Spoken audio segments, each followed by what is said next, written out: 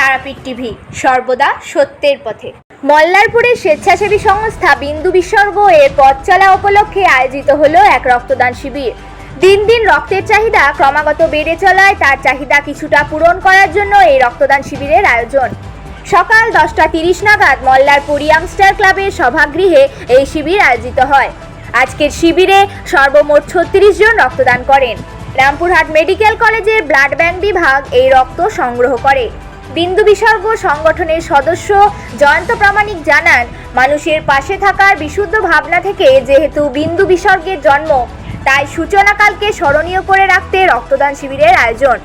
সংগঠনের অন্য সদস্য অরবিন্দ হালদার, তরুণ রায়, সুভাষ রায়, মাতিন আহমেদ প্রমুখরা জানান, সামাজিক প্রয়োজনে বিন্দু বিসর্গ সংগঠন সবসময়ই মানুষের পাশে থাকবে।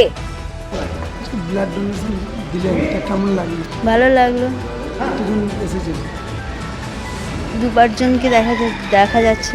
আপনার নাম কি? তৃপ্তি মণ্ডল, আপনার বাড়ি? ফতেপুর ডাকবাংলা পড়ে।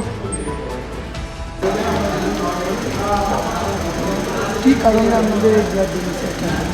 আজকে বিন্দু বিসর্গ নামে আমাদের মল্লারপুর শহরে একটা স্বেচ্ছাসেবী সংস্থার আত্মপ্রকাশ, সেই উপলক্ষেই আমরা একটা শুভ উদ্যোগ হিসেবে আজকের এই রক্তদান শিবিরের আয়োজন করেছি। কতজন সামিল হয়েছে? আমাদের রক্তদান শিবিরে 70+ 70-এর উপরের ডোনার থাকবে। আপাতত রক্তদান চলছে।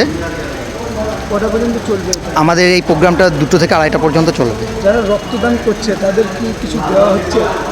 যারা রক্তদান করছে তাদেরকে স্বাভাবিক নিয়মেই যেমন দুধ, গ্লুকন ডি ইত্যাদি তো খাওয়ানো হয়, তার সঙ্গে আমরা একটা টিফিনের ব্যবস্থা রেখেছি। একটা ব্যাগ আমাদের পক্ষ থেকে দেওয়া হচ্ছে এবং সেই সঙ্গে আমাদের প্রত্যেককে একটা করে গাছ দেওয়া হচ্ছে প্ল্যান্টেশনের জন্য, বৃক্ষরোপণের জন্য সকলকে একটা করে ভালো গাছ দেওয়া হচ্ছে। আপনার নাম?